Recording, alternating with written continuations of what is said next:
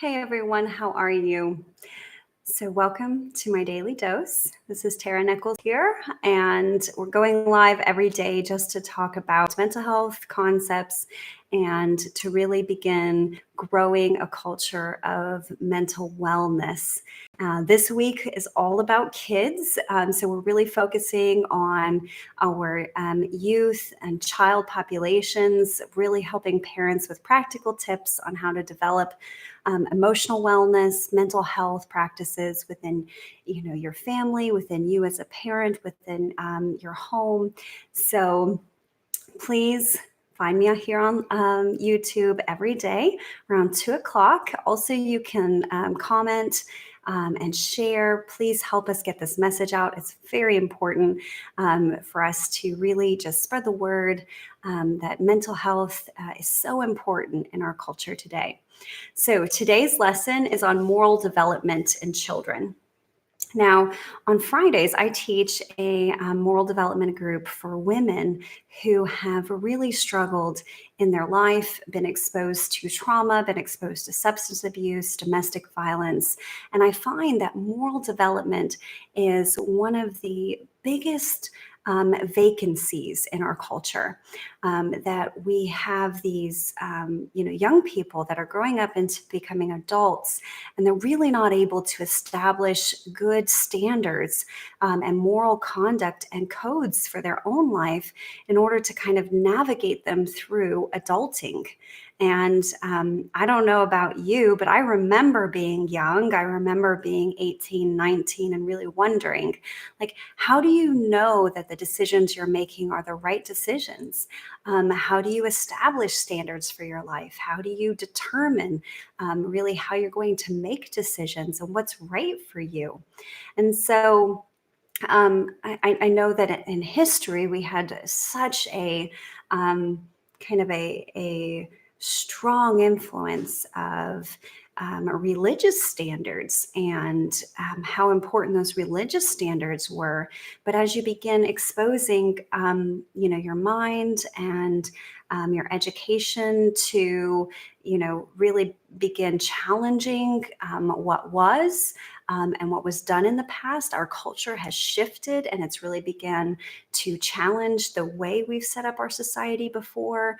A lot of what was considered social norms, a lot of those moral fabrics or moral fibers that used to hold society together have been challenged now in our culture today.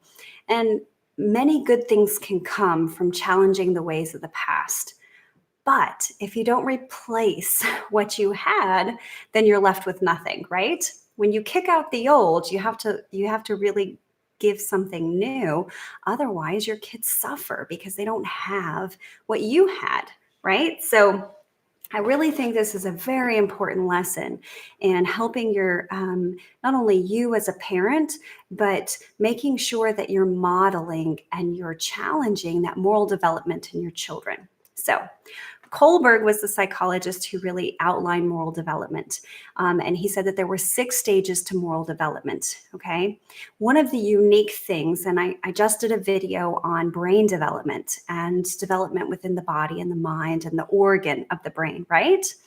Well, moral development doesn't begin in an organ and it doesn't happen on a timeline. It's not like at birth you have no morals and then at 3 you have certain set of morals. That's not really how it happens. Moral development comes from your exposure to the influences around you, modeled behavior, things that you've learned, and concepts that you've created inside your own mind, and based on certain principles, right? Based on certain cause and effects and things that have happened to motivate or influence the decisions you've made and the moral judgment making skills you have. So, the lowest form of moral development is based on punishment. Okay. And that's where if you don't do what you're supposed to do, you're going to get punished, right? So think of criminal thinking patterns, think of punitive responses. The lowest form of moral functioning is based on a punishment system. You're only going to do what's right if you're being punished. Okay. One step up from that is rewards. You're only going to do the right thing if there's a significant reward at the end. All right. And again, these are very low functioning skills: avoiding punishment, seeking a reward. And that's where you have a lot of those criminal thinking patterns. But in kids, obviously, we don't want to look at our kids as little criminals. In kids, you have to say, okay, they're only good when mommy's watching, all right, or when daddy's threatening to punish them for what they've done, okay, or when their teacher's mad, that's when they're good, or if they think they're going to get a reward at the end. All right, those are very basic moral development skills. They are skills and they are important, okay, but they're really lower level functioning. And so on a child's development scale, we talked about the child's brain development in our last video. On a child's development skills set, you have to look at, okay, how old is my child? And am I using the right moral development technique to govern their decision making at this point? Okay, 0 to 3 is the time that you really begin focusing on a reward system, redirecting. They're not really able to understand punishment. They understand reward. They understand getting their needs met.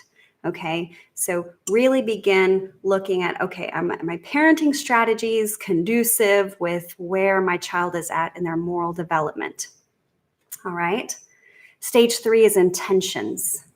Okay, what if they had good intentions? That's where they begin to think about, okay, this behavior should at least merit a good outcome.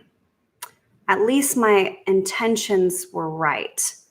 Might not have executed, I might not have done the right thing the right way, but I was trying to somehow do the right thing. Okay. Often we see kids who cut corners or they will want your approval. They might be lying, but they really are trying to get your approval, right? They're trying to spare your emotions. Those are good intentions. All right. Stage 4 is duty. They do the right thing because they believe that it's their duty to do the right thing.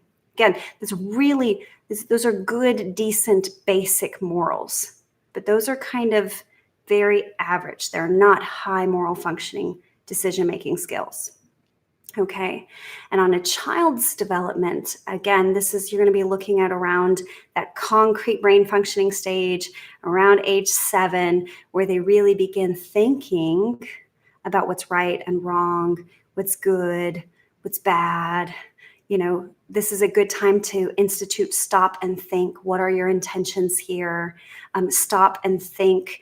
How are you responding to the situation? What is your duty? What is your purpose? Okay. What are you trying to accomplish and why are you trying to accomplish this at this age? So again, you're looking at that pre-adolescent, early adolescent stage in moral development should coincide with what are their intentions and what is their sense of duty. All right. We're being obedient because we're supposed to be obedient. All right. We're following the rules because the rules are decent. The rules help. All right. Now, the last 2 stages of moral development really get us into higher moral functioning, higher cognitive functioning, and making good decisions. All right. And those are based on stage 5 is justice. What is just? What is right? This is where young adults can really begin, or youth or teenagers can really begin understanding what is right and what is good and what is humane and what should I do based on my decisions of what I believe is just, right, humane, and good. All right. So this is, again, when you look at the brain development, now you're getting into abstract thinking, which doesn't happen until about 12, 13 years old. So really begin looking at that period in a child's life to begin having the conversations of what about justice? What is right? What is humane? What is good? How can we cultivate empathy? All right. And then stage 6 is universal belief systems. This is your really high cognitive functioning. These are good ideals for the world, really supporting justice and goodness in humanity, social causes. There's many very good examples in the world of people who've done really amazing things because they operated on such a high moral development stage. They really were able to connect with people on a high social level. All right. Now, I will tell you, the average citizen, the average person is usually on a stage of 3 and 4. They mess up a lot, but they have good intentions mostly, or they only follow the rules because of a sense of duty, right? Not because they necessarily believe in social causes or believe in universal principles or they want justice necessarily. They just believe that they should do the right thing. And those aren't bad stages, but they're very average, okay? And so as a parent, it's important for us to really begin challenging our children to grow into these higher moral development stages. So how can we do that? All right. Now, we've talked about brain development in our last video. We've talked about parental influences and peer influences and self-motivation, intrinsic motivation. And one of the key silver bullets parents have is conversation with their kids. So setting up conversations with your children appropriate with their brain development, appropriate with where they're at in their moral development, and begin having these conversations about what they believe and how would they determine what's right and good and just, and where do their ideas come from. Considering what influences they have in their life. What are the music that they are listening to tell them? What does the shows they're watching reinforce? And is there any way you can use music, influences in the media, influences in movies, influences in books, influences in religion? How can you use external influences to support their moral development? One of the ways that we do in our home is we watch movies that have meaningful stories, and then we have a conversation. So what was the message in that movie? And what did you learn from that? And did you find that you could relate in any way? Was there anything that you saw that you related to? Or if you were that person, how would you do that differently? And really begin challenging. At a very young age, we started this around 7 years old, again, where those concrete ideas of duty and what's right and what's wrong and what are the intentions of the person really begin forming in a child's life. So the other thing I think parents really should consider is peer development. You are the sum of the 5 people you spend the most time with. So really thinking about that, okay? Who are your children's peers, especially as they're growing into these stages and ages where their peers are becoming so important to them. And one of the most important parts of moral development is modeled behavior. What moral development are you modeling? And how are you showing your kids to be a high-functioning, morally sound person? How are you practicing good moral judgment? And when you mess up, because we all mess up, we all make mistakes, we all fall short in different ways, are you having conversations with your kids about how you corrected your decision making, or what contributed to you making a decision that you weren't necessarily proud of making?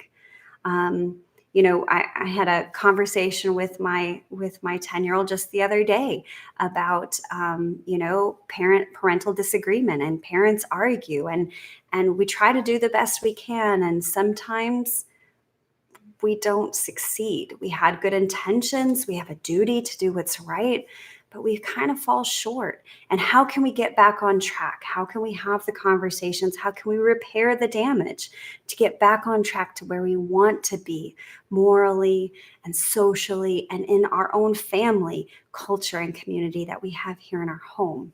So that's very important conversations. I really challenge you to take this lesson, to take these things that you've learned and really begin looking at them in your own home and in your own family. Are you having these conversations with your kids? Are you challenging their emotional reasoning and their thinking process? Are you putting it on their age development stage? Are you really expecting? One of the things I find parents do is they expect their young kid to make the right decision, right? We expect our 6-year-old to do the right thing, but what we don't understand is our 6-year-old might not have the moral development skills to make that decision every time. If there's not a reward, or if there's not a punishment, or if maybe they don't understand that they have intentions yet.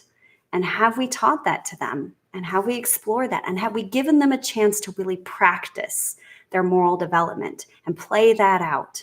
Okay, and learn those consequences and learn the rewards, the natural consequences and rewards of behavior. So I really challenge you as a parent to go home and practice this, to really think about it, learn more about it, and share what you've learned. So I hope this video was helpful. I hope you enjoyed it. If you liked it, please click like, click subscribe below, share it. This is a very important message for our families today. So please share this with someone that you know could benefit from this. And I thank you so much for watching. I hope you have a wonderful day and good mental health.